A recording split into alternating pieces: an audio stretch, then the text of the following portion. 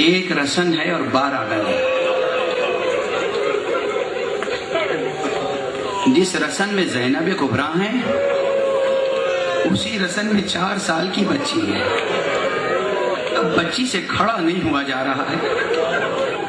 تو ارباب مقاتل کہتے ہیں کہ بچی کبھی ایک پاؤں اٹھا لیتی تھی اور کبھی دوسرا پاؤں اٹھا لیتی تھی. اللہ اکبر. خود شقی سے دیکھا نہ گیا اور اس نے کہا کہ بیٹی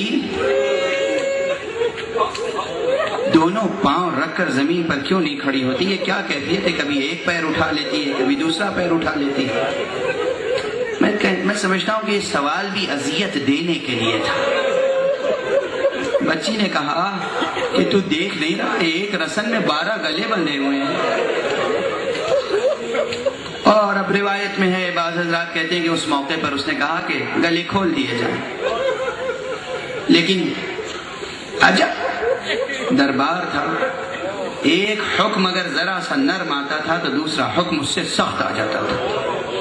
ادھر رسن کھولی گئی اور ادھر تعارف کا سلسلہ شروع ہوا. کوئی پہچنوائے تو صحیح یہ کون ہیں.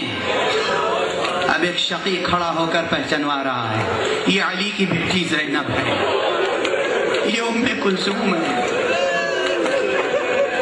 یہ حسین کا بیٹا زین العابدین علی ابن الحسین ہے. اور اس سوال پر اس شقی نے کہا کہ کیا علی ابن الحسین کو قتل نہیں کیا گیا؟ دشمنوں نے کہا کہ حسین کا ایک اور بیٹا تھا جس کا نام علی تھا, اسے قتل کر دیا گیا. یہ دوسرا بیٹا ہے اس کا نام بھی علی ہے, یہ زندہ ہے. بعض روایتوں میں ہے کہ اس وقت جس طرح عبید اللہ ابن زیاد نے کوفے میں کہا تھا اسی طرح یزید اللعین نے بھی فوراً کہا اسے بھی قتل کر دیا جائے. بس زینب تڑپ گئی, بیویاں تڑپ گئیں. اور جناب سید سجاد نے خود کہا اگر مجھے قتل کر دے گا تو ان بیویوں کو مدینے کون پہنچائے گا؟ اب بیویوں کا تڑپنا اور سید سجاد کا کہنا ان کیفیتوں نے ایک عجیب منظر پیدا کیا.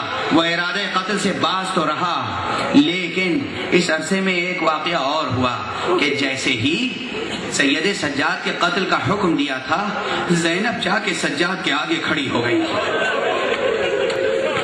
یہ ممکن نہیں ہے کہ میں زندہ رہوں اور اب یہ بیٹا قتل ہو جائے.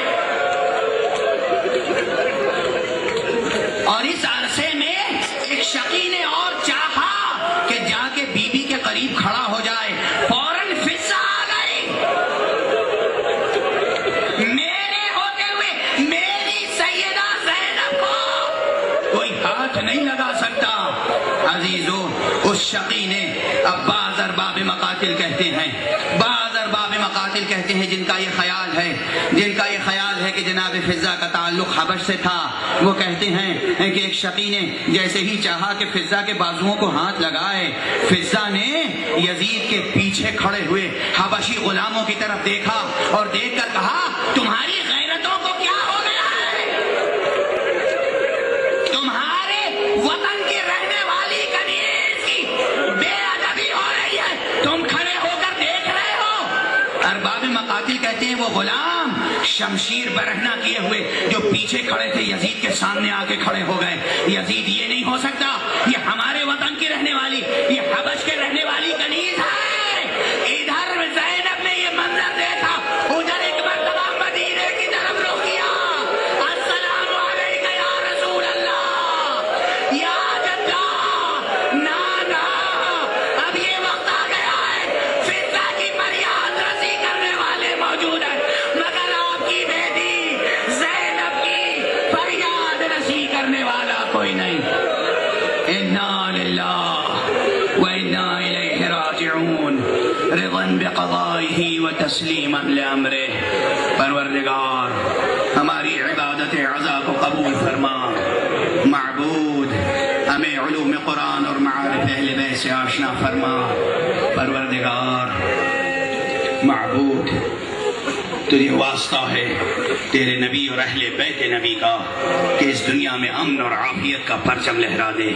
سلطان عصر کو اذن ظہور عطا فرما اور ہمیں یہ سعادت عطا فرما کہ ہم ان کے ہم رکاب دشمنان دین، دشمنان انسانیت اور دشمنان رسول و اہل بیت رسول سے جنگ و جہاد کر سکیں.